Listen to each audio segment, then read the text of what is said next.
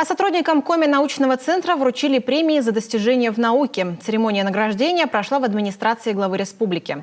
Премиями регионального правительства поощрили биологов, химиков, геологов и филологов. 2021 год богат на приятные события.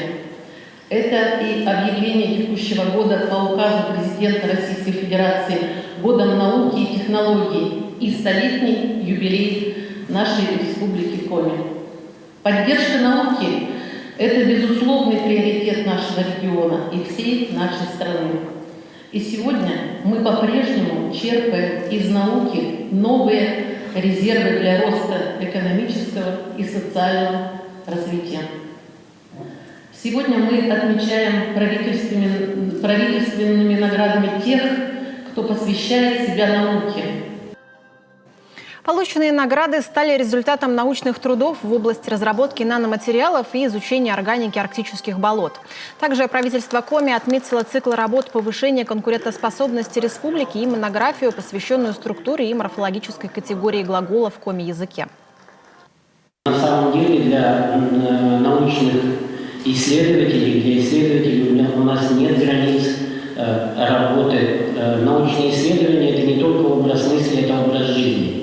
Вот. И поэтому я хочу поздравить не только исследователей, но и их семьи, поскольку, безусловно, в эти результаты есть вклад и семей, их семей, их близких.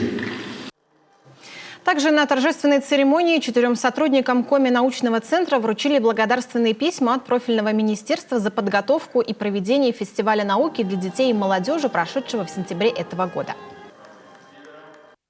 Оказывается, о науке, об инновациях, о технологиях можно говорить просто и доступно, интересно и увлекательно. И такие мероприятия нам нужны не только с точки зрения профориентации, а уверена, что среди тех 3000 участников фестиваля науки будущие ваши коллеги, то есть не только для того, чтобы профессионально самоопределить наших детей, но и для того, чтобы популяризировать то, чем вы занимаетесь.